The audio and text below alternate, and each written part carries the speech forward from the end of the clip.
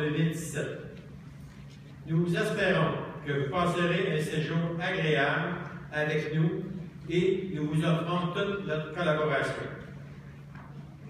Depuis l'adoption du plan d'action national lors du Conseil national de l'automne dernier, tous et chacun ont mis l'épaule à la roue pour en faire un succès.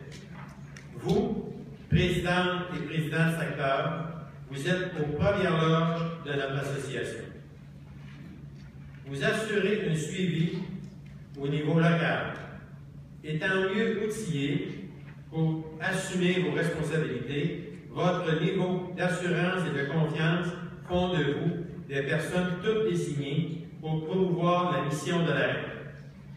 Les personnes élues au conseil sectoriel, appuyées par les membres des différents comités, sont un gage d'une vie active pour notre organisation. Au niveau régional, vos présidentes et présidents ont déployé tous les efforts pour vous assurer un appui tangible. La tenue de réunions régulières des conseils régionaux et la visite annuelle des conseils sectoriels en sont des exemples concrets. Je tiens à souligner également leur présence active lors des rencontres du conseil d'administration. Le coup d'envoi du triennat 2014-2017 s'effectue plus particulièrement lors de deux événements officiels, soit l'adoption du plan d'action national au premier Conseil national, soit la journée de formation de tous les membres des comités consultatifs nationaux. La disponibilité et l'ardeur au travail de mes collègues du Conseil exécutif sont deux vecteurs essentiels à la bonne marche de notre association et à notre réussite. Je leur en suis très reconnaissant et je leur remercie de leur collaboration soutenue. Évidemment, le tout ne serait pas possible sans l'appui indéfectible des ressources de l'AREC. Que ce soit l'équipe de la direction générale, en passant par nos conseillères et nos conseillers, ainsi que par l'ensemble de notre personnel de secrétariat, toutes et tous jouent un rôle important. Vous aurez, lors de ce Conseil national, le fruit de ce travail d'équipe. Des présentations, des conférences et des ateliers enrichiront notre bagage de connaissances et consolideront nos acquis dans différents domaines. Depuis le début du triennat, nous avons été passablement présents dans l'espace public. Je vous encourage à vous inscrire à l'infolette pour suivre régulièrement nos actions. Par expérience, je peux vous affirmer que l'AREC, l'Association des retraités de l'éducation et des autres services publics du Québec, est de plus en plus connue et reconnue. Quand nous nous présentons comme représentants de l'AREC, nos interlocuteurs savent qui nous sommes. Ils nous reconnaissent comme une association sérieuse et crédible. Comme nous ne vivons pas dans notre bulle et que nous sommes des citoyens et des citoyens à part entière, l'actualité nous rattrape dans notre quotidien. Ici, je veux faire une mise au point. Loin de nous de vouloir faire de la politique partisane et d'appuyer ou de dénoncer quelque parti politique que ce soit. Il est de notre devoir d'être à l'affût de ce qui se passe dans la société dans laquelle nous vivons. À cet effet, je vous rappelle la mission de l'AREC tirée des statuts et règlements. La mission de l'association consiste à promouvoir et à défendre les intérêts et les droits culturels, sociaux et économiques de ses membres et des personnes aînées et à contribuer à la réalisation d'une société égalitaire, démocratique, solidaire et pacifiste. Comme je le mentionnais dans le dernier numéro du Quoi de neuf, la morosité suscitée par de multiples annonces au cours de l'automne ne s'est pas atténuée depuis le début de l'année 2015.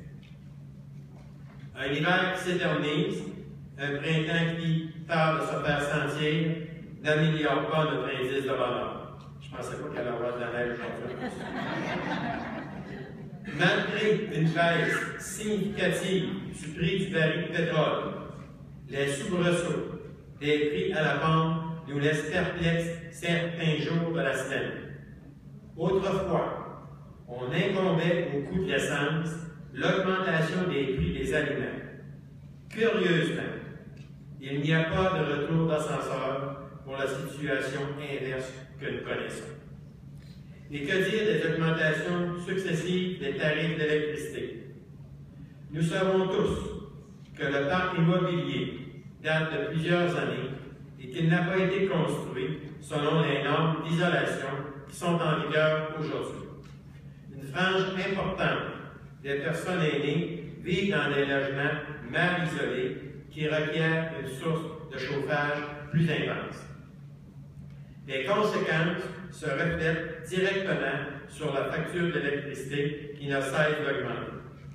Pensons à l'hiver que nous avons connu avec sa constance de journées très froides. Pensons aux difficultés engendrées pour les personnes les plus vulnérables. Si le principe de l'utilisateur-payeur semble être la norme dans ce cas-ci, pourquoi en serait-il autrement en santé? Quand nous connaissons le discours négatif sur le vieillissement et les coûts de santé, ceci devrait nous rendre plus prudents dans notre jugement. Je pourrais vous énumérer d'autres situations où nous sommes confrontés comme personnes aînées. Pensons au dossier de la surfacturation médicale et les autres éléments contenus dans le dernier budget du Québec.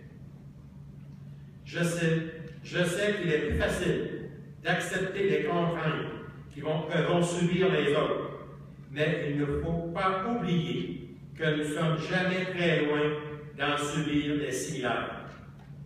Bon nombre d'entre nous avons milité pour de meilleures conditions d'exercice de notre profession, tout en contribuant à doter le Québec d'un filet social. Si le passé est garant de l'avenir, nous serons encore présents et présents pour défendre nos acquis durement gagnés. 20 fois sur le métier, remettez votre ouvrage, disait Boileau.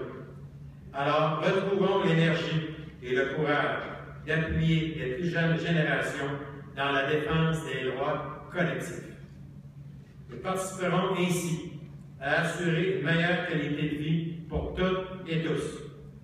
Notre contribution effective pour l'intergénérationnel permettra de laisser à nos enfants et à nos petits-enfants une société plus juste et équitable. Merci et bon Conseil national.